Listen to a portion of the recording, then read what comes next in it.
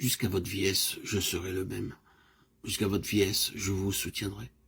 Je l'ai fait et je veux encore vous porter, vous soutenir et vous sauver. Ésaïe 46, 4. Notre Seigneur nous assure fortement par le prophète Ésaïe qu'il nous assistera tout au long de notre existence. En tant qu'être humain, nous sommes pleins de crainte. Bien que nous ayons joui de la bonté de Dieu en abondance pendant plusieurs années, que nous l'ayons vu travailler en notre faveur en plusieurs occasions et qu'il ait répondu à nos prières, nous sommes cependant pleins de crainte et nous continuons à dire « Qu'en sera-t-il de ceci? Qu'en sera-t-il de cela ?» Que nous réserve le lendemain, le mois prochain ou l'année prochaine. Nos pensées sont remplies de crainte et d'anxiété. Nous nous soucions toujours de l'avenir, de notre santé, de notre âge avancé, de nos enfants, ou même de choses moins importantes. Un seul verset suffit pour ôter l'inquiétude ou toutes sortes d'anxiété.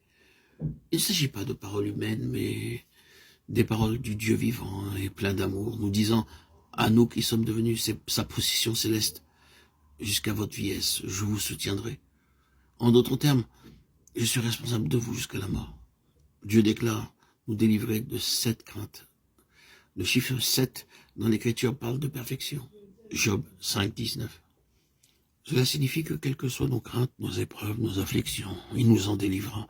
Lorsque le peuple de Dieu remercie Dieu pour sa nourriture, il remarque que même la plus pauvre espèce de nourriture devient savoureuse. Lorsque le Seigneur Jésus-Christ nourrit la multitude, il ne la nourrit pas avec une nourriture riche, mais avec des pains d'orge. C'est la plus pauvre des nourritures pour un homme. Le Seigneur Jésus-Christ choisit le pain d'orge et le multiplia, et lorsqu'il le bénit, il devint savoureux. L'expérience nous a enseigné cela. Je t'ai mis au creuset, mais non pour retirer de l'argent. Je t'ai éprouvé dans la fournaise de l'adversité. Ésaïe 48, 10. De prime abord, ce verset n'est pas très réjouissant, car personne n'aime l'affliction. Le Seigneur dit, voici, je te purifierai, parce qu'il désire que nous soyons saints comme il est saint. Le but le plus élevé de Dieu, c'est de nous rendre participants de sa sainteté. C'est pourquoi nous devons passer par de nombreux feux d'affinage. L'or ne peut être affiné que par le feu. Bien plus, le feu doit agir par-dessus et par-dessous. De même, les perles et les diamants doivent subir de grandes pressions et souffrances pour devenir ce qu'ils sont.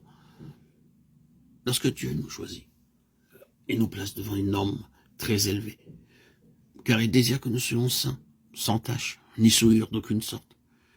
Il désire que nous soyons bien plus glorieux que les anges. C'est pourquoi il nous fait passer par une fournaise d'affliction.